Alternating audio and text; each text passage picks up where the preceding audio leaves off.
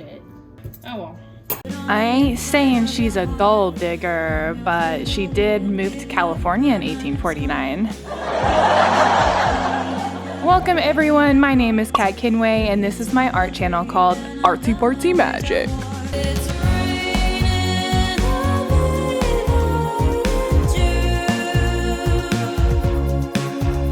If you are new to the channel, I tend to pick random subjects to talk about, mostly psychology related while doing my arts simultaneously. Wow, it's amazing! It's almost magical. On this week's sode, we are talking about common stereotypes for women and why these stereotypes play an important role in our everyday lives. So surprisingly, I came up with a total of 9 stereotypes, but I don't think we'll have time to talk about all of them. So I believe there's only 4, but damn, guys, we are judged. That's all I gotta say. Before we get into the first stereotype, I must say that I'm very proud of myself for thinking about the topic before doing the painting. This piece does reflect how women are stronger than their perceived biases and stereotypes. Okay, let's get into stereotype number 1, which I already linked in the beginning of this video, but women are so-called gold diggers. If you haven't heard what a gold digger is, all you have to do is play a recent hip-hop song on Spotify. A newer book called American Gold Digger by Brian Donovan from the University of Kansas defines a gold digger as women who are in or seek romantic relationships primarily for financial gain. The term became a household phrase in the 1930s when it became the way people talked about marriage law. When I was walking through downtown Savannah, Georgia a month ago, I heard a man talking on the phone. He was very loud, so I could hear him very clearly that he said, "All women are gold diggers, man." I just looked at my friend and I was like, did he really just say that?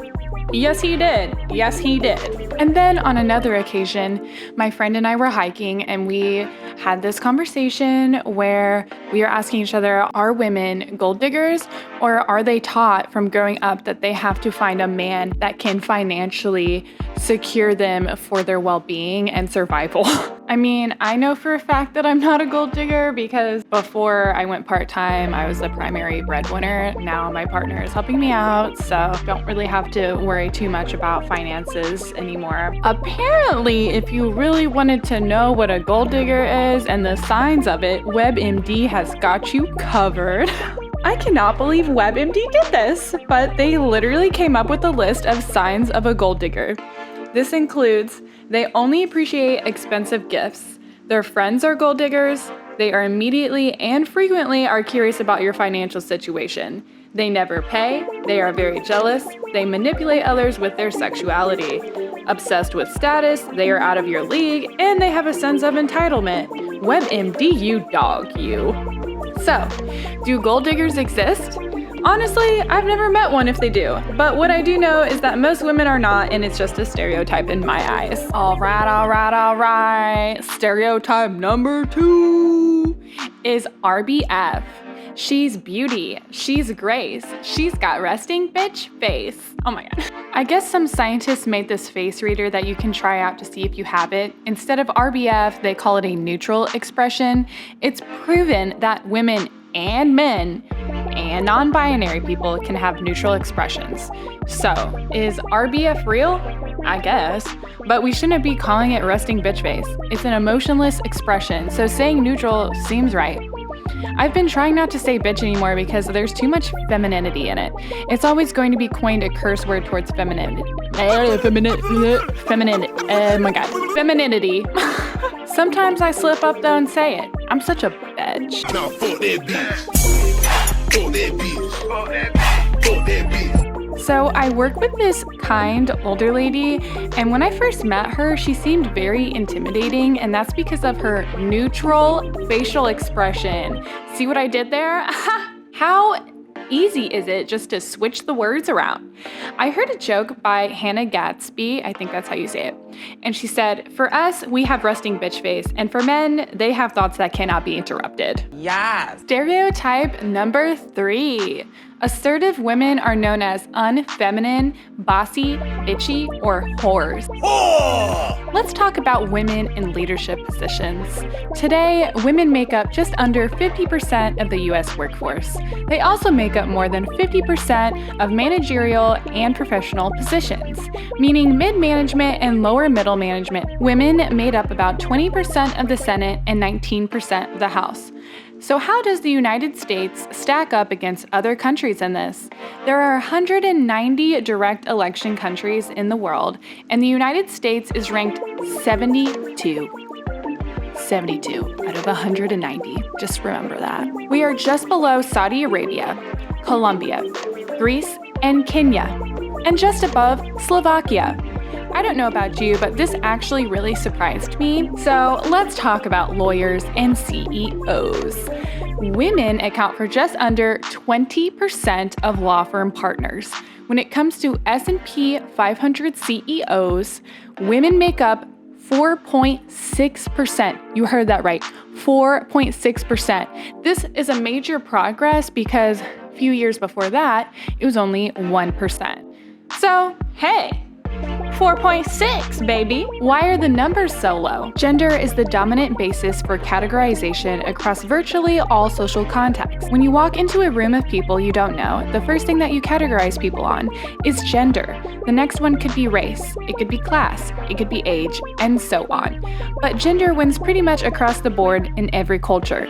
So if you walk into a meeting assessing a woman, you might immediately associate feminine characteristics as being more communal and less aggressive. But maybe the woman is more aggressive than you expected.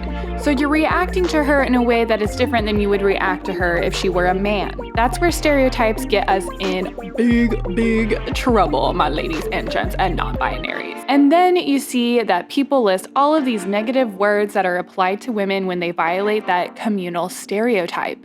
That's when you get terms like bitchy, controlling, whore, and overly assertive. For males, it would be an asset. So instead, when you see that aggressive male leader, you think confident, intelligent, decisive, and an exercising authority. A female leader is supposed to be strong and authoritative, know her stuff, hold her ground, and speak her mind. But while doing that, she is simultaneously also supposed to come off as sweet, supportive, nice, communal, kind, and gentle. If the female leader is too communal, she's seen as a poor leader and too weak.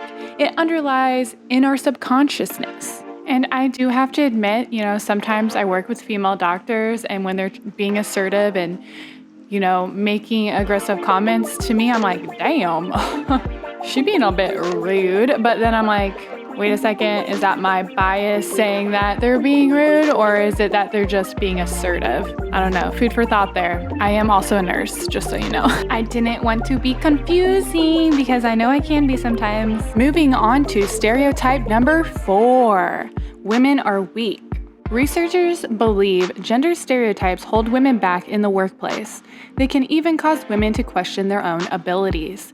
Women earn almost 60% of advanced degrees, yet they bring home less pay and fill fewer seats in the C-suite than men, particularly in male-dominated professions like finance and technology. This gender gap is due in part to occupational sorting, with men choosing careers that pay higher wages than women do.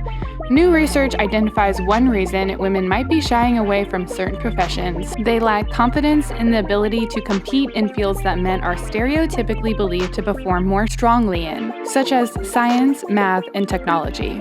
Women are also more reluctant to share their ideas in group discussions on these subjects. And even when they have talent, and are actually told they are high achievers in these subjects, women are more likely than men to shrug off the praise and lowball their own abilities.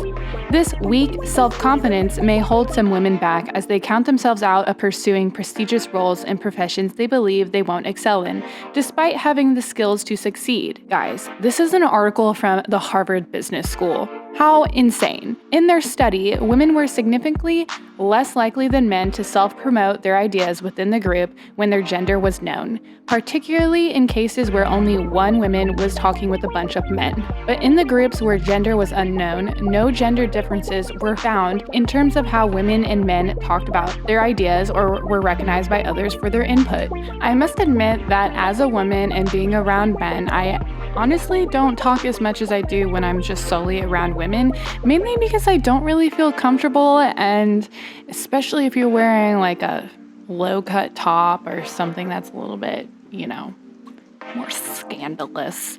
We all know it. Men be looking there and it just makes you feel a little uncomfy. Like, yeah, I want to feel myself, I want to look good, but I don't want to talk or say anything because I don't want you to come at me. Even when you're not wearing a scandalous top and you're in a group full of men, you still kind of feel, I don't know, sometimes I feel like men just don't listen to you. I don't know if that's just my biases and like maybe that's me. I just feel like men don't want to listen. Not all men, not all men. Of course, there are so many more stereotypes we could get into, but don't have enough time to talk about. After talking about our unconscious biases, can you see how they can affect yours and others' lives every day? I've learned many things after researching this topic, and sadly, it doesn't surprise me anymore that America has a lot of work to do when it comes down to equality in leadership positions, and in general. So what's the solution to all of this? It's in our unconsciousness. Unfortunately, women still have to work harder to achieve success. The goal is to be aware of your biases that you can stop yourself from using them unfairly. Anyways, that's all I have to say for this week's video. I hope you enjoyed listening to all that edumacation. If you liked learning, watching my arts, and chilling with me, give me a like and subscribe. I will see you magical babies next week. Peace, love, and magic. Now fuck that bitch. Fuck that bitch. Fuck that bitch. Fuck that bitch.